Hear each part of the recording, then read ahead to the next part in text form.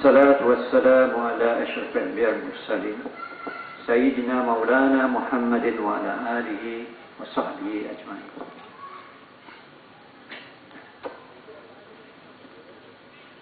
Saudara pengurusi majlis, Tuan Syamsuddin, Yang Berusaha Ustaz Fauzi Muda, yang dimuliakan Al-Fadil Ustaz Nik Abdul bin Nik Aziz, Timbalan Ketua Pemuda PAS Pusat, yang diraikan Dayang Kulintan, Muslimin Muslimat, tuan-tuan puan-puan sekalian. Sekali puji bagi Allah, kita dapat berhimpun pada malam Jumaat yang mulia ini untuk berkongsi beberapa perkara yang kita rasa penting di dalam hidup masyarakat hari ini. Saya sebagai pengurusi amanah Negeri Terengganu cuba sedaya upaya untuk menegakkan beberapa isu dan cuba meletakkan perkara-perkara di landasan yang benar supaya mereka yang berhak menerima sesuatu dan mereka memerlukan perkara-perkara tersebut akan menerima apa yang dihajatkan. Bagaimanapun, seperti kita tahu, dalam hidup harian sekali ini, amanah amatlah penting. Dan satu daripada perkara yang paling penting yang Allah Subhanahu Wa Taala telah anugerahkan kepada kita, dan khususnya kepada rakyat Terengganu, adalah kekayaan bumi Allah. Bagi negeri Terengganu, yang dimaksudkan khususnya adalah hasil minyak bumi atau laut. Dan di gambar yang saya tunjukkan pada malam ini menunjukkan setitik minyak yang telah dikeluarkan oleh sebuah majalah antarabangsa yang menunjukkan bagaimana kurangnya minyak di seluruh dunia. Kalau pengeluar besar seperti Saudi, Arab Saudi, Amerika dan sebagainya kekurangan minyak, apatah Terengganu, ya? Kerana Terengganu ini merupakan satu pengeluar yang kecil. Begitu juga Malaysia. Yang pentingnya adalah kita bijak menguruskan kekayaan minyak ini dengan amanah dan penuh bijaksana dan ketulusan. Adakah ini berlaku? Ya? Ini merupakan satu persoalan yang utama. Sudah lebih kurang 20, hampir 30 tahun Terengganu mendapat hasil minyak dan gas daripada laut dan juga bumi. Apakah manfaat yang sebenarnya yang telah dicapai oleh rakyat Terengganu? Ya, mungkin kurang. Jadi biarlah kita bandingkan apa yang berlaku di tempat kita dengan negeri lain. Di sini saya ingin tunjukkan bagaimana hasil minyak royalti yang diberi kepada negara-negara dan negeri berikutnya. Sabah Sarawak dikenakan royalti 5%. Tetapi kerajaan Sabah Sarawak berusaha untuk mendapatkan lebih pada itu, iaitu 20%. Negara Aceh, Indonesia, negeri Aceh di negara Indonesia, merupakan satu negeri atau provinsi yang begitu kuat berjuang atas landasan Islam, di mana penjajah Belanda sekalipun tidak dapat berpijak di bumi Aceh. Terengganu dan Kelantan tidak kurang juga, ya.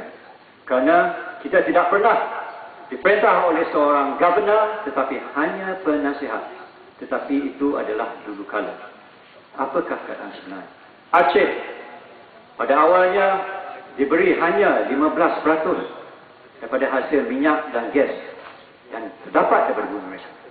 Tetapi di atas perjuangan dan usaha dan semangat kental pemimpin dan rakyat Aceh, hari ini negeri Aceh yang telah dilanda berbagai masalah, termasuk juga tsunami beberapa tahun yang lepas, telah berjaya mendapat pulangan daripada kerajaan pusat mereka dari Jakarta daripada 15% sehingga 70%. Ya, 70%. Atas usaha pemimpin-pemimpin provinsi dan negeri Aceh. Bagaimana Terengganu pula? Ya.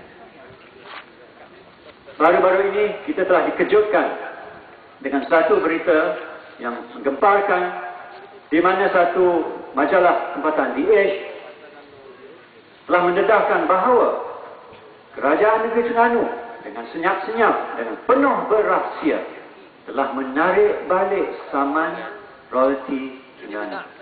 Di mana setelah royalti ini diambil oleh kerajaan pusat, lebih kurang 10-12 tahun dulu, dan kerajaan Terengganu di bawah pimpinan Tuan Guru Haji Hadi telah menuntut kembali royalti itu, tiba-tiba kerajaan negeri Terengganu hari ini dengan senyap-senyap dan tanpa setegak silu dan tanpa merujuk kepada rakyat Terengganu telah mengkhianati rakyat Terengganu dengan mengambil keputusan menarik balik tuntutan dan hanya menerima ihsan.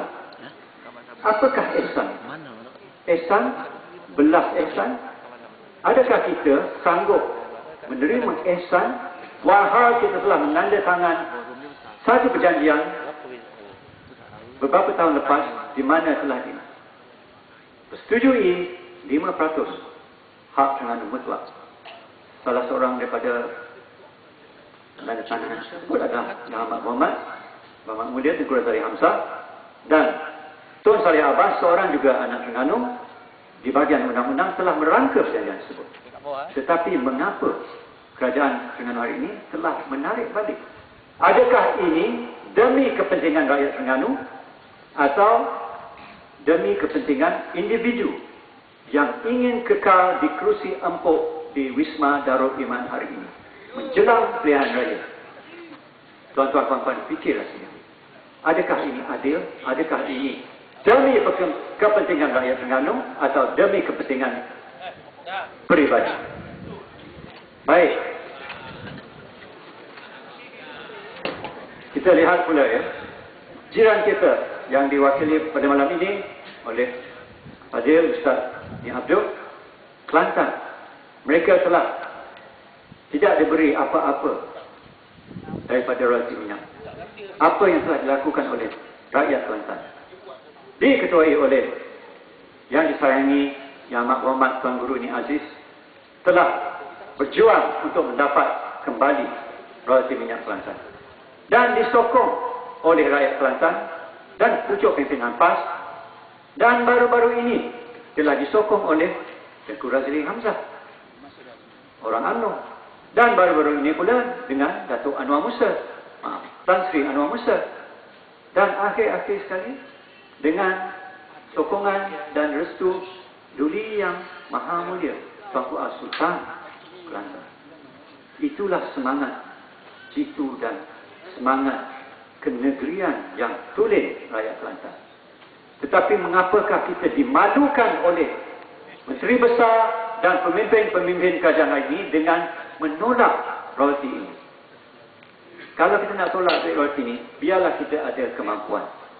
Tetapi dalam bajet atau perbelanjaan baru-baru ini, Muslimin Muslimat sekalian, kerajaan Terengganu telah membentangkan satu bajet 95% bajet bergantung kepada hasil minyak.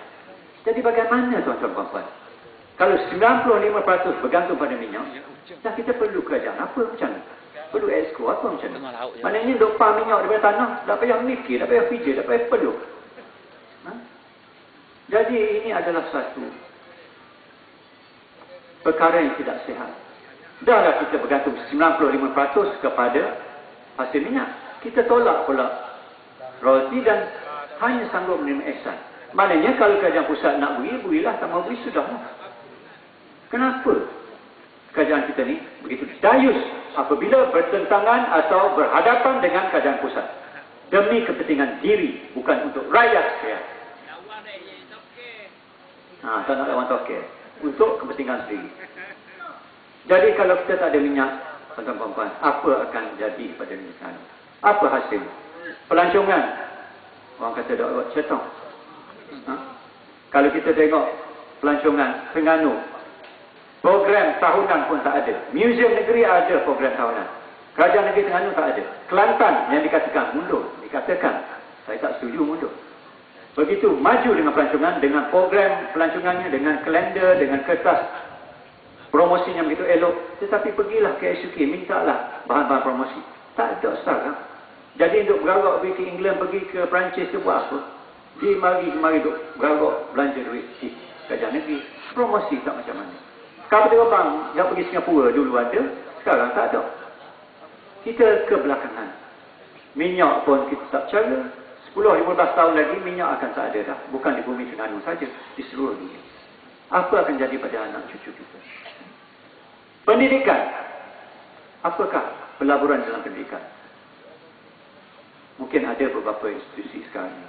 Tetapi adakah itu cukup? Adakah usaha yang berterusan dijalankan?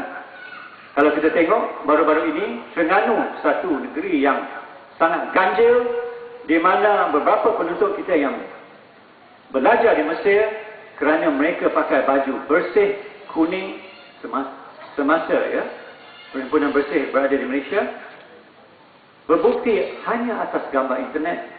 Beberapa orang, tak silap saya, 8 orang anak Terengganu telah digantung beasiswa mereka dari belajar di Mesir. Negeri lain tak buat. Muslimin semua. Selangor ke, Perak ke, Pahang ke, Terengganu dia pelik pada orang. Anak kita belajar di Mesir, kita tarik beasiswa. Pasal pakai baju kuning je. Bukan pelekong botol ke, mengamuk ke, rusuhan. Atas itu. Adakah ini demi kepentingan anak-anak kita atau generasi akan datang? Tetapi duit yang patut disalurkan pada anak belajar dibazirkan dengan dibina sebuah zoo yang begitu mewah di Kemaman, 100 juta lebih. Zoo yang begitu mewah, badak seekor 100,000 duit Amerika, bersamaan dengan 330,000 ringgit duit Malaysia. Seekor badak. Dia beli 3 ekor, 1 juta 3 ekor. Tu makan tak masuk lagi tu. Rima dalam zoo tu, rima import. Makan 400 riyal sehari. Jadi orang kata, kalau rima makan 400 riyal sehari, hak boleh BR satu Malaysia ni 500 ringgit 50 tahun. Baik aku jadi rima pada dia orang. Jadi susah. Kena keluar fatwa baru pula. Boleh tak manusia ada pemudahan jadi rima? Monyet pula beli beruk 156,000 5 ekor. Lebih kurang 25,000 ekor. Beruk kenapa gitu? Jadi sebenarnya Terengganu ni dia ada BR satu Malaysia sendiri. Saya nak tunjuk gambar sini. Inilah BR satu Malaysia. Terengganu. Tapi BR bukanlah BR satu Malaysia Terengganu ni dia lain sikit. B untuk Terengganu adalah badak. 330,000 seekor. A adalah untuk rima. Orang Terengganu dapat rima aja. Makan 400 riyal sehari. Dan M tu monyet lah. 25,000 riyal seekor. Jadi ini yang kata peribahasa Melayu telah menjadi kenyataan di Terengganu. Anak-anak kita yang belajar di Mesir dipencilkan, ditarik balik beasiswa. Peribahasa Melayu yang berbunyi, beruk di rimba disusukan, anak di rimba mati kelaparan. Ini beruk tu senyum. Kenapa tak beruk senyum? Senyum tu rongok pula beruk. Tapi pada kajian comel dah tu. Jadi inilah hakikat sebenarnya keadaan negeri Terengganu ini. Jadi tuan-tuan puan-puan, inilah nasib malang yang menimpa negeri Terengganu yang tidak menguruskan dengan amanah pendapatan negeri yang sebaik-baik. Saya balik kepada satu isu tentang keadilan sosial di Malaysia ini. Tuan-tuan puan-puan, muslimin muslimat, ingatkah kita tentang satu kes imam bernama Hoslan bin Hussein? Siapa masih ingat? Gambar yang saya tunjukkan ini menunjukkan keluarga Imam Hoslan bin Hussein. Beliau merupakan seorang imam yang bertugas di Masjid Al-Rahimah di Kampung Pandan, Kuala Lumpur. Ceritanya lebih kurang beginilah. Beliau telah bertugas sebagai seorang imam begitu lama dan telah mendapati bahawa banyak dana yang sumbangkan oleh jemaah masjid tersebut telah disalahgunakan dan hilang. Dan di atas rasa tanggungjawab dan amanah beliau telah membuat laporan kepada ahli jawatan kuasa masjid. Tetapi telah dibuat aduan, tidak ada tindakan diambil. Diketepikan itu saja. Tapi imam ni dengan penuh tanggungjawab meneruskan tanggungjawabnya, pergi pula ke balai polis pula. Pergi pula lapor polis. Adu demi adu, berbulan-bulan, tak ada tindakan juga. Jadi pening pada Datuk Imam. Tapi dia ni sangat, orang kata, yelah, cekal kehendaknya. Dibawa pula kepada Badan Pencegah Rasuah atau dipanggil Suruhanjaya Pencegah Rasuah, apa-apa nama pun tak kira lah. Tapi nampak gayanya tak jadi apa juga. Jadi 3 tempat lagi. Jawatan kuasa masjid tolak tepi polis, dah buat benda. BPR pun tak cara mana. Dengan penuh harapan Imam Hoslan bin Hussein ni betul berdua orangnya.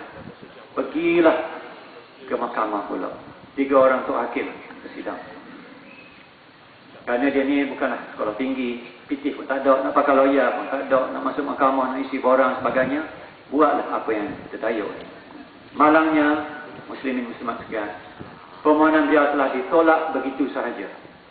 Setelah bertahun-tahun beliau berusaha, bertahun-tahun beliau memberi begitu banyak usaha, beliau telah diketepikan itu sekali lagi oleh mahkamah. 4 peringkat lagi. Dengan rasa kecewanya, mungkin dengan begitu sedihnya, mungkin seketika beliau hilang pertimbangan. Jadi dia mengamuklah sekejap, dia cabut kasutnya, plekong untuk hakim. Ni plekong pun tak kena muka benda. Pung, plekong protes saja. Tapi Tok Hakim yang 3 ni bersimpati juga. Jadi mula-mula dia tak ambil tindakan apa-apa. Dia terbelah lah, siang kat orang ni. Dia pun tengok, mungkinlah dia ni betul benda sungguh, tapi ialah tidak mempunyai kesungguhan. Tidak ada pangkat, tak ada kedudukan, tak ada duit. Jadi tidak berpengaruh. Diketepikan itu saja. Tok Hakim mula-mula kesian kau, tak ambil tindakan. Beberapa minggu lepas itu, mari perintah pada atas, suruh ambil tindakan. Dan sekarang Imam Hoslan bin Hussein dengan 7 orang anak kecil ini, seperti tunjuk di depan ni, merengkuk di dalam penjara selama 12 bulan. Apa akan jadi pada bulan Ramadan ini? Apa akan jadi pada bulan yang mulia ini? Pada hari raya puasa ini? 7 orang anak yang comel ini, yang penuh tertib, pakaian menutup aurat, akan tidak mempunyai seorang bapa. Kerana ayahnya ingin menuntut keadilan di bumi Allah, di Malaysia ini, yang disangka mempunyai keadilan, tetapi tidak sebenarnya. Itulah sebenarnya nasib seorang rakyat biasa yang tidak mempunyai kedudukan, tidak mempunyai pengaruh, tidak mempunyai apa-apa kelebihan. Kita tengok pula kes orang yang lebih bernasib baik. Ini cerita Tok Abang Putih, blogger dengan seorang hakim, dengan seorang menteri. Blogger ni seorang yang tulis internet lah. Dia menulis satu cerita tentang menteri, dan menteri tersebut marahlah, kata fitnah dia. Jadi menteri ini saman blogger. Mahkamah beri tuntutan 300,000 kepada menteri yang berkedudukan tinggi ini. Blogger ni tak ada pitih ni, tak apa sen. 1,000 pun tak ada, berapa ratus riyal. Jadi blogger ni pun rayu demi rayu pada mahkamah, mintalah korang 300,000, tak ada. Baik kerak lah hamba ni, masuk jail lah dia. Mahkamah menolak rayuan blogger ini. Tolak, saya tak heran lah. Tetapi yang paling mengejutkan, yang mengecewakan adalah sebab dan alasan yang diberi oleh mahkamah di atas penolakan rayuan itu. Apa sebabnya? Dinyatakan oleh hakim tersebut, rayuan tersebut ditolak dan tidak dapat dikurangkan sesen pun kerana kedudukan menteri tersebut yang tinggi. Cuba fikir, muslimin muslimat. Apakah keadilan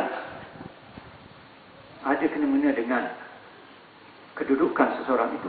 Bukankah keadilan ini sama saja, baik miskin, kaya, tua, muda, menteri atau rakyat biasa? Kenapakah satu hukuman yang dikekalkan di atas alasan kedudukan? Ini sebenarnya mencerminkan kedudukan masyarakat kita yang begitu pincang dengan ketidakadilan. Dan kita akan terus menghadapi keadaan sedemikian. Ya. Baiklah, ini merupakan nasib di mahkamah, nasib orang yang ingin menuntut keadilan. Dari segi penghijrahan, anak-anak muda kita yang ingin hijrah. Ya. Saya lupa sebut tadi. Dahlah Imam Hossan bin Hussein tadi dipenjarakan. Setelah beliau dipenjarakan, diburukkan pula nama imam tadi. Kononnya kata imam ni latar belakangnya kurang elok kerana masa muda dulu naik motor, pakai baju masa tugas di masjid tak molek. Apa salah dia naik motor? Mestinya dia naik motor tu dia mak rempit. Dia pakai baju kurang kemas, mungkin dia tidak mempunyai wang yang banyak. Tetapi inilah fitnah yang memburukkan orang-orang yang ingin menegakkan keadilan. Dahlah masuk jail, Imam Hoslani dituduh pula kononnya dia ni mak motor dulu. Tapi ala dia mak motor dulu pun dia dah jadi imam. Dia ingin berhijrah ke arah yang baik. Kenapa dicerca lagi? Baik, itu tentang imam. Sekarang kita pergi kepada satu kes seorang selebriti atau artis yang terkenal, yang kita mungkin sudah jumpa, Bob Lokman. Ya. Beliau telah berhijrah, banyak datang ke Terengganu beberapa kali, menyatakan kesediaan beliau untuk berkongsi pengalaman supaya anak-anak muda kita tidak terus kekal di dalam dunia yang penuh maksiat. Dan beliau telah memberi begitu banyak nasihat. Tetapi apakah sikap pihak pemerintah?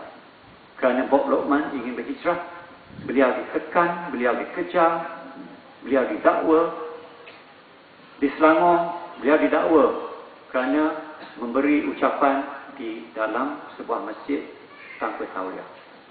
Dan dikeluarkan satu orang tangkap Bob Lokman. Jadi Bob ni dia ni orang lucu. Dia pun cerita lah. Dia kata, masa aku nakal dulu, muda-muda, masa aku nakal, masa aku patut ditangkap, tak ada orang tangkap aku pun. Bila aku nak jadi baik, cakap dalam masjid, masa ni pun orang tangkap aku. Tengok.